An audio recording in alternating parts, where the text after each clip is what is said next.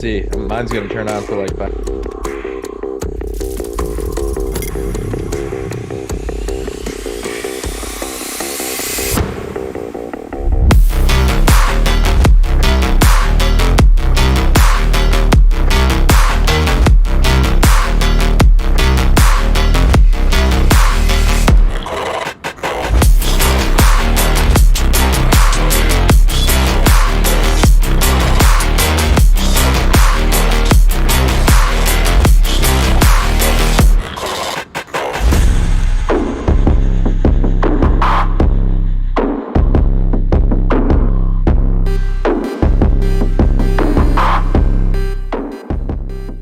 Hello, everybody, and happy Tuesday. A different time of the week for the Gold Rush Live, so we appreciate all of you who showed up for this. We've got the Bubblicious fella in the chat today. Says it feels like a bubble. Yes, it does. I am here for it. Jason and I love bubbles. You know, some people out there, they hear the word bubble and it scares them. Makes them want to sell their stocks and their gold and their silver. But Jason and I love bubbles. We want to buy more when we're in a bubble-ish kind of environment. And that's kind of the situation today. But there was a bit of a speed bump yesterday, Jason. I don't know if you saw that move. I didn't hear about Kind it of a also. big What move happened in yesterday. silver? What happened in silver? Oh man, that was nuts. I think we should just get straight into it, Jason. Let's do it. If you could throw up slide number 2, my good man, Gene Gote behind the scenes. Start out with the CME group raising margin requirements for the precious metal futures, Jason, by 10 to 25% across the board there.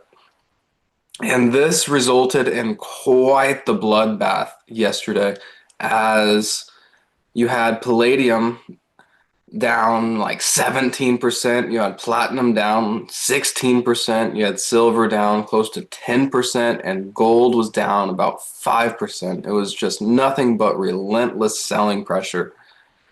But Jason, here's the thing about yesterday. This came in the context of a very, very strong primary uptrend. And you know what happens in primary uptrends? People buy the fucking dip, Jason. That's People what buy the happened. fucking dip. Yeah. And that's what we're seeing today. Silver's up about 10% completely. We're trying to erase yesterday's losses. Now, platinum and palladium, not quite so much, a little bit less of a bounce there.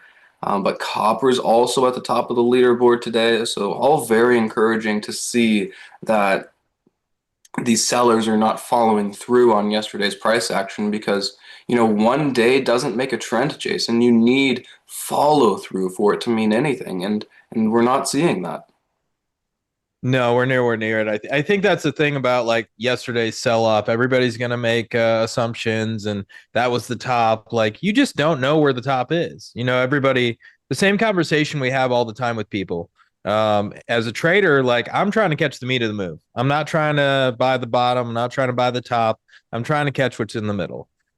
So you can't come in here and say, like, if you'd have thought silver was topping, for example, a great place you would have taken your money off of would have been $50. Your trade would be gone. You didn't make any more money to the upside, and that was it. So, you know, you don't catch these big moves without being willing to let a little volatility happen, let the trade dance a little bit. And, you know, maybe we go back up here and we keep going up and we end up at, 100. Who knows? This could be the beginning of a new huge secular uptrend for silver. Or let's say we get a sell off and a pullback and then it just keeps chopping around, then it goes higher. There's a bunch of things that can happen, but I still think here we're looking at silver still going higher. The whole sector is still set up for a lot of performance in the precious metal space. Look at platinum, look at palladium. You know, I think palladium was leading, it might not be today, but it was leading silver year to date, like 2 days ago. Did you see that? I don't know if that's true, Jason. Platinum, sorry, not palladium. I don't know if that's true either. That's true, I actually 100%. have the data, Jason. It's Pull funny the you bring data that up out. because I will Pull the prove data. you wrong, sir. You're not right. I will Look promise at you. So this. This is you as go of first. this weekend. I made this chart this weekend. Silver up 170%, platinum up 165%. Then you have palladium, a major laggard, But look, there's 110%. points where platinum was above silver, Sam. So there was Well, points for if you and cherry, this is also the PPLT, so it's probably a little bit funky. Like, but if we look at the actual platinum futures, I only know this because I actually went onto my scans and it was this weekend and I was like, what the fuck? Platinum is actually up more than silver, which we did talk about that being a possibility.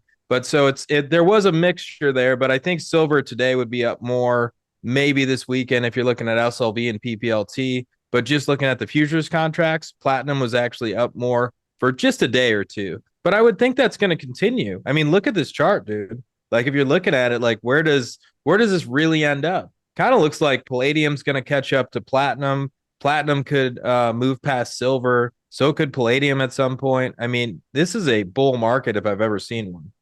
totally, yeah, one of the best bull markets of all time, Jason. And I mentioned earlier that yesterday's selling pressure came in the context of a secular uptrend in precious metals, and I think this gold chart does a great job of illustrating that. We're about halfway done with this bull market, Jason.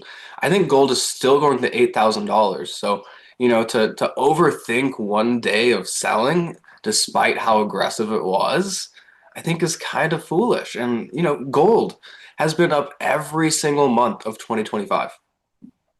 That's never happened before, Jason. 12 consecutive months up in the gold futures.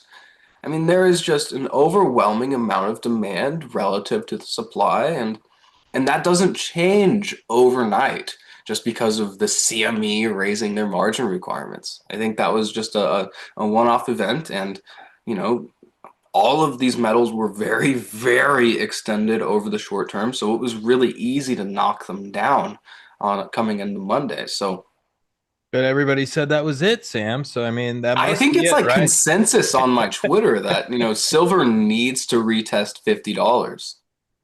I Okay, love Sam. that.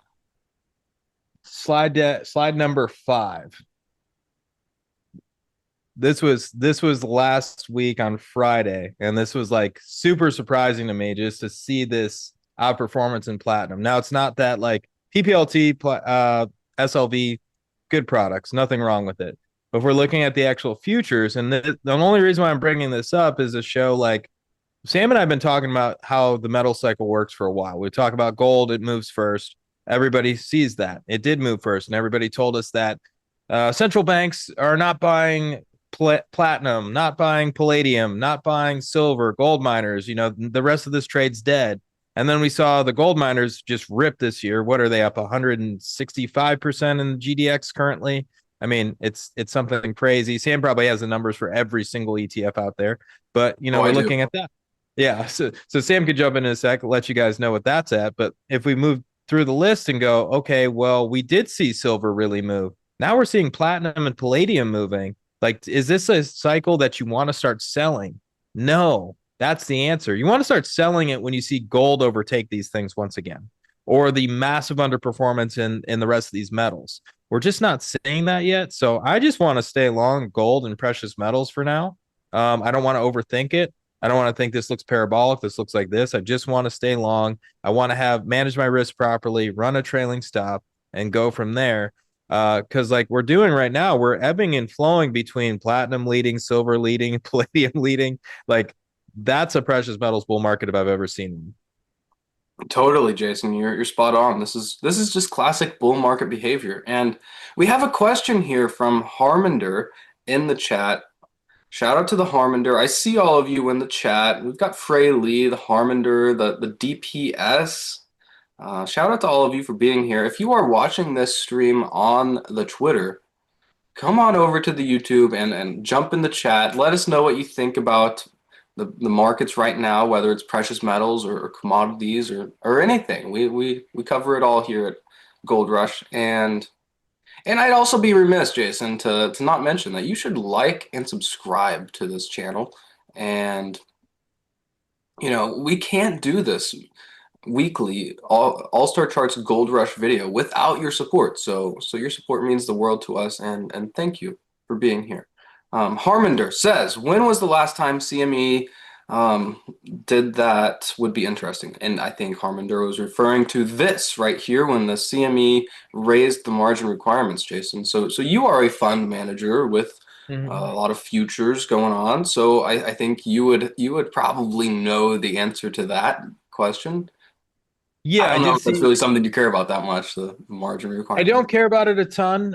It doesn't like affect my trading decisions. It might be something I pay attention to, but I saw the question too, like do you have to hold futures under margin to be notified about margin increasing? And if you do have a futures contract, that's another one we'll answer. If you do have a futures contract, you should get a notification from your broker talking about the margin requirements increasing or not. So that is good. The other question, what was the other question, Sam? I didn't see them all. When was the last time there was a margin increase like we saw over the weekend? When silver hit $50. So that was not long ago. Okay. Yeah, silver hit $50, and remember that was the end. I wrote a big paper for us about silver, the margin requirements, what was going on with the shortages, and so on, and how the structure of it worked, and basically saying like I don't care about it yet. Yes, they're going to continue, but you have to remember, like, no matter what, like everybody thinks it's a big conspiracy. Silver's up a lot. Okay, silver's up a lot. What do you do when a commodity's up a lot? Well, you change the margin requirements. Okay, so we did that.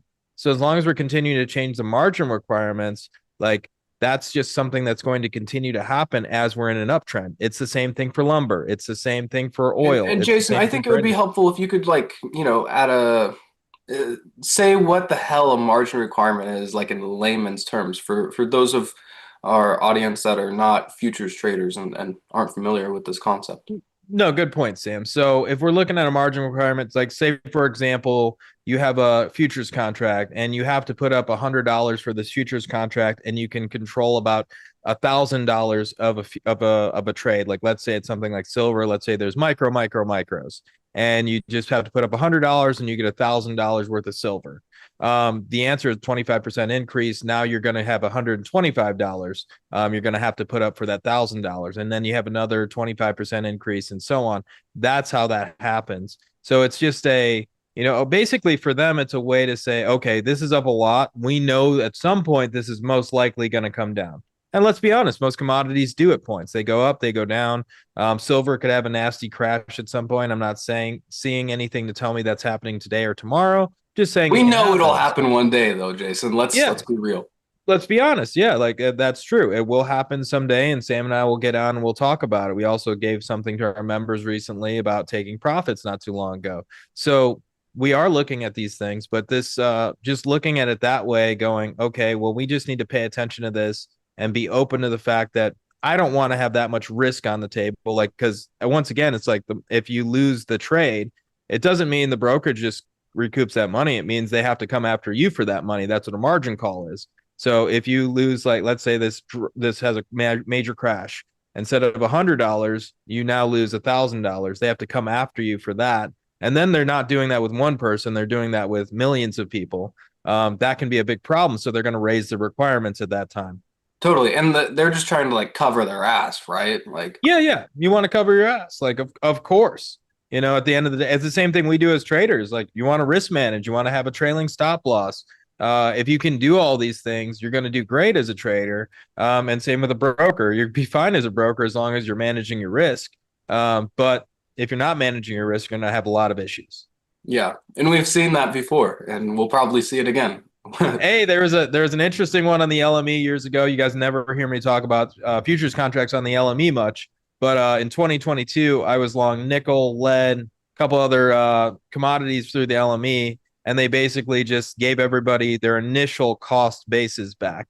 So these trades were up like 100, some 200%, and they were just like, "Here's your money back," and then they just shut down nickel futures trading and a couple other things for a few days. It was wild. That is so criminal. So how do you explain that to your clients? Like, Oh, sorry, our 100% gain just was erased overnight. Well, luckily at that time everything was quarterly statements, so nobody even knew about it except for myself being very upset with myself and having to look in the mirror and go, "What the fuck just happened?" That would be a tough morning there, Jason. Yeah, it was a tough day. I mean, we had a great return still that quarter, but at the same time, it was like it would have probably been double what it was. Right. Yeah. Oh, London. They do so many things wrong. Um, all right, let's talk about commodities. We spent the first half of this show talking about precious metals, but I think there's more happening in commodities than just the metals. So we are coming out of the worst seasonal period historically for the commodity complex, and we are entering the best seasonal period of the year, which is December, January, February, March, and April, with April being the last hurrah, the best month of the year. And I think this is very important context because we are on the cusp of a major base breakout in the commodities. We're looking at the CRB index here with a major Bollinger Band squeeze setup. And, the CRB index is very much energy, overweight energy. And if I like to take that out of it, Jason, I like to look at something like an equally weighted basket of commodities, which is what we're looking at here. And you can see it's just been dead sideways for 3 years after a humongous run off of the COVID lows. You doubled in 2 years. And I think, Jason Purrs, we are on the cusp of another move like that as we head into 2026. And this is really going to be a broadening story, I believe, where you'll see livestock participate, you'll see agriculture participate, you'll see energy participate, and we haven't seen that at all so far this cycle. It's just been the metals driving the performance. Yeah, I think the big thing that everybody needs to look into next year is exactly what Sam said. Continue to keep an eye on energy.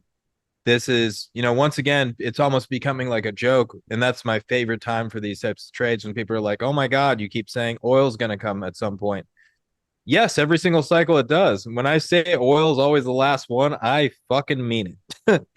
It is the last one. I don't mean, hey, Sam and I are buying the shit out of energy right now. Sam and I will tell you guys all very honestly, like, we'll buy a couple strong names. There's nothing else to really do in the energy sector besides that. We're not really, really bullish on it yet, but it's starting to show us promise here, right now, going into its best seasonal period. So I think it's a great time to continue to look at these sectors and really look at XLE. It's interesting. Michelle Snyder, Mish, great commodities traders, been trading, was one of the first the first female floor trader. She's been trading commodities longer than I've even been alive. And I'm older than Sam by a little bit, a couple years here and there. Just a Um, few. just a few years. But she's talking about right now that XLE, and she's been the one to be very like, I don't know, not yet, not yet. It's going to come, but not yet. Now she's talking about, oh, I'm very bullish on XLE. Now I'm getting very interested in buying this thing. She bought it actually today in her fund. So XLE, I think it's really ready to go. I'm really excited to see this breakout. Sam, we're still looking at that 50-50 level now. So that's going to be a very important level to get past here on the XLE. And then once we're past that, I really think this thing's going higher. I think you'll see the big names like ExxonMobil and Chevron start to move. We just Well, you're haven't already seen seeing it, Jason. ExxonMobil joined the 52-week highs list yesterday. it. Did damn it, Sam. Sam's so good at looking at everything, and I'm like, man, ExxonMobil haven't looked at it in a week. Sam looks at probably every single chart every single day. Look at that. It is. You're right, Sam. Amazing. So like what's really left to hold the energy sector back is oil, and that's really it. But oil's starting to perk up. It hit that 52-week low, started to bounce off that 52-week low, started to move higher.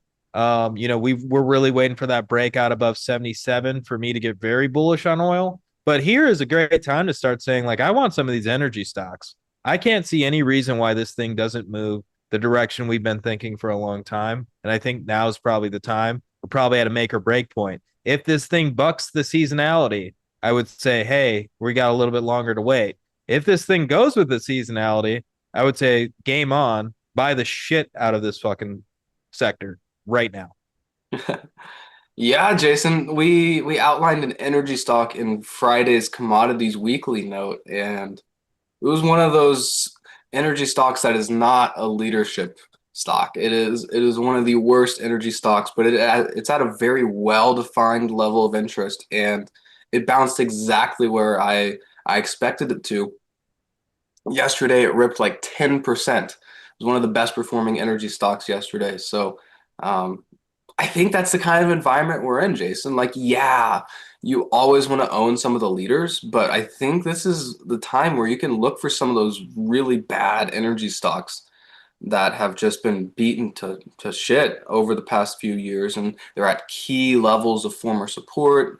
There's really well-defined risk with asymmetric upside potential because that was certainly the move in the last cycle. If you bought, I mean, you could have bought some of the leaders, but if you bought some of the worst ones, like coal stocks, for example, coal stocks were so terrible, Jason. They all fell like 99.9%. Like they were all like written off as zeros, but if you look at something like AMR, it came back with a vengeance, rallied something like 24,000% in a few years. So I think that's the kind of environment we're in, where we can buy these terrible stocks and look back in a few years and it'll be up 24,000% or something crazy like that.